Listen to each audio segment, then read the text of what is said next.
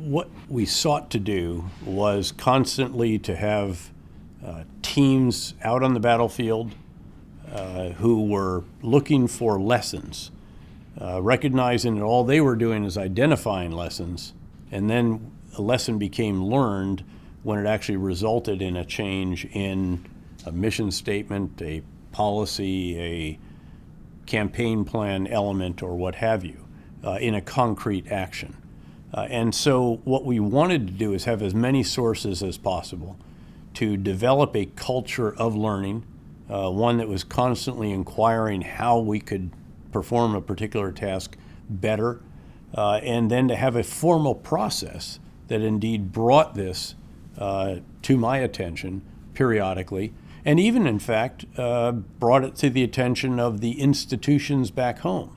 So periodically I'd do a video teleconference, in fact, with U.S. Army leaders, including the leader in the position that I'd come from, knowing that that's the individual who's responsible for doctrine, some of the organizational structural changes, the training scenarios at the combat training centers, leader development for commissioned, non-commissioned warrant officers, and so forth and so on.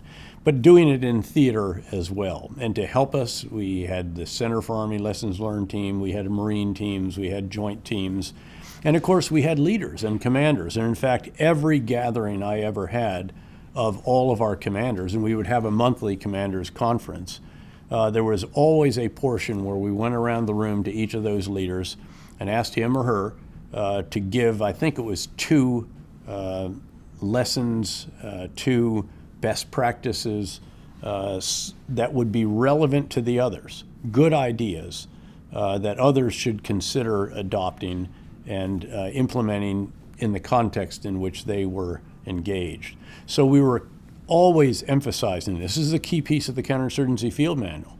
We actually had this as an emphasis, that what you're trying to create always is an army, an organization, a unit that is focused on learning, that it's a learning organization constantly going through that cycle, and that you facilitate this with formal processes. And so we had, I think it was every month, all of the different elements had to come in and tell me what it was they'd identified of significance that they were sending back to their respective home station organizations, and that we were sharing in theater.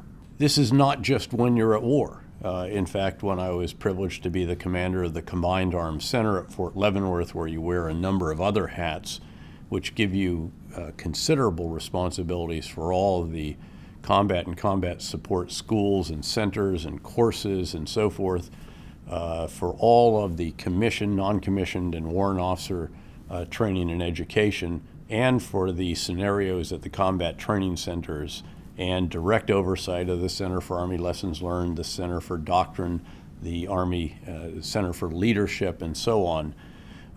What we identified there was the criticality of taking lessons that were identified, again, not yet learned, but identified on the battlefield or at the training centers or wherever, and then through a formal process, look at the changes needed in what were termed the DOTLMs: doctrine, organization, training, materiel, leader development, facilities, personnel, and so forth.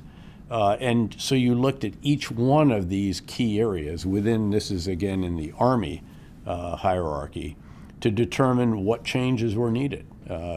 Did we need a change to a field manual or an entirely new field manual, which of course is an example of which would be the Counterinsurgency Field Manual that we produced during that 15-month period that I was the commander of the Combined Arms Center. Are there organizational changes that need to be made, structures that need to be modified? How should we modify our collective training, individual training?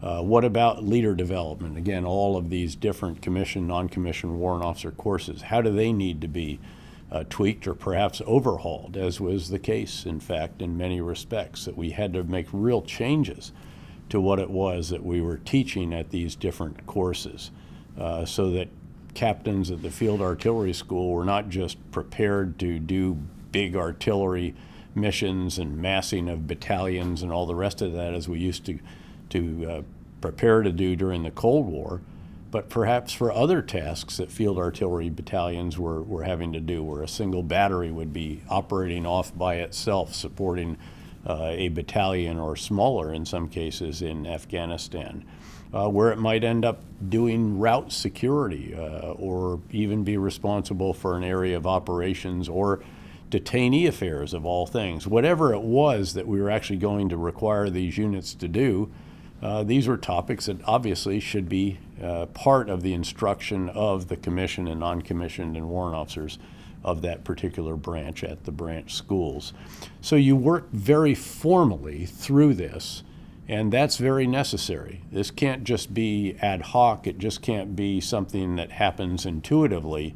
It's something that has to be addressed explicitly and formally, and that's the way we sought to do it in the Army, and I'm sure in each of the services of the U.S. military, but also when we were in Iraq and in Afghanistan, there were, again, formal processes that we went through to make sure that we not only focused on what the lessons were that were identified, but how we needed to operationalize them by modifying elements of what it was that we were doing.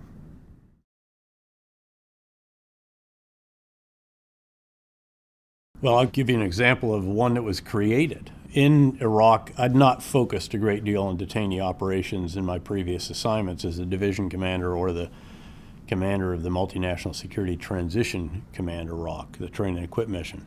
But now all of a sudden I realize that we've got, I think I started perhaps with somewhere short of 20,000 detainees, and it went to 27 or 28,000 during my time as the commander of the multinational force during the surge.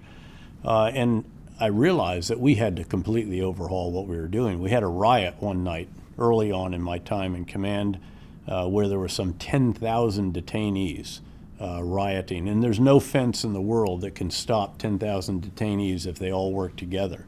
And we ended up mustering every single person at that particular camp in riot control gear, with the fire engines and everything else we could. Every non-lethal munition we had, shot thousands of rubber bullets that evening before we finally get it under control. And I realized there is something seriously wrong. The new detainee Joint Task Force commander had just taken over. We underwent a very systematic assessment, and we came up with a number of big ideas for detainee operations. The first of which, by the way, was that, again, we're not releasing any more detainees until we get it under control and we have a rehabilitation process. But the second was that we can't do that until we've identified who the extremists are, the true hardcore extremist leaders are, and getting them out of these detainee facilities. And keep in mind, these are maybe as many as 800 people in an enclosure, humane, well-fed, well-looked after, but still very large.